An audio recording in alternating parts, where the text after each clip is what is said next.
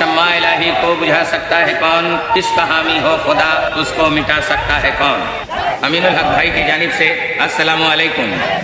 अमीनुल हक भाई को वोट देने के लिए जो आज हम लोगों ने ये जुलूस निकाला है,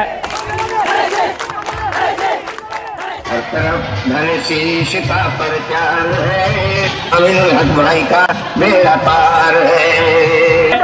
কালসি হত্যাকাণ্ডে জামিত সন্ত্রাসী জুয়েল রানার পক্ষে ভোট চেয়েছিল, তাদেরকে সঙ্গে নিয়ে আজকে জামাত তারা আমাদের ক্যাম্পে ক্যাম্পে গিয়ে উর্দুভাষীদের কাছে ভোট চাচ্ছে।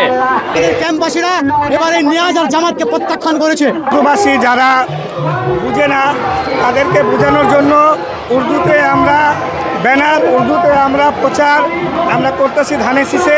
বাংলাদেশবাসী এটা পজিটিভ দেখে আপনি পুরান ঢাকায় দেখবেন তাদের স্থানীয় ভাষায় প্রচার করা হচ্ছে। এই জন্য আমাদের বিহারি নেতারাও নিজেদের যারা লোক আছে তাদেরকে বিহারিতে চাচ্ছে। যদি জামাত চলে আসে তাহলে আমাদেরকে ফাতিয়ে করতে দিবে না, আমাদের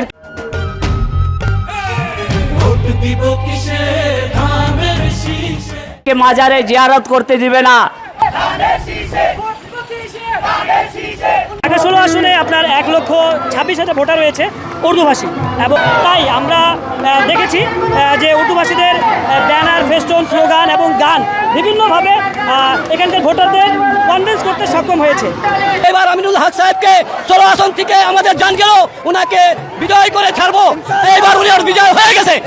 अमीनुल हक भाई को वोट देने के लिए जो आज हम लोगों ने ये जुलूस निकाला है, इसमें हमारे माँ बहनों, भाइयों, मेरे तंजीम के साथियों ने जो शिरकत की, इसके लिए आप तमाम को मेरे तंजीम USP YRM की जानिब से तहे दिल से शुक्रिया अदा करते हैं।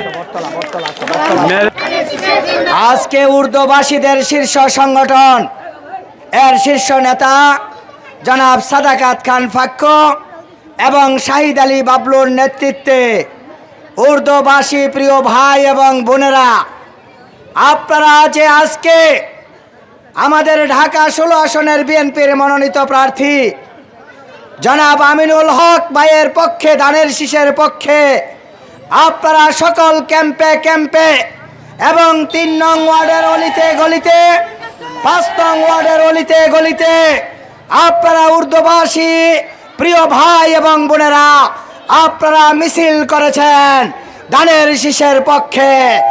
এই কারণে ধানের শীষের প্রার্থী এবং ঢাকা মহানগর উত্তর বিএনপির সংগ্রামী আহ্বায়ক জনাব আমিনুল হকের পক্ষ থেকে উর্দুভাষী প্রিয় ভাই এবং বোনদেরকে শুভেচ্ছা এবং অভিনন্দন।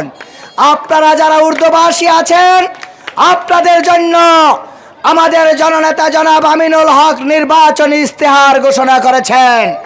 ইস্তেহারের 2য় দফায় উল্লেখ আছে আমাদের প্রিয় উর্দুভাষী ভাই এবং বোনদের জন্য স্থায়ী পুনর্বাসনের ব্যবস্থা করবেন জননেতা জনাব আমিনুল হক।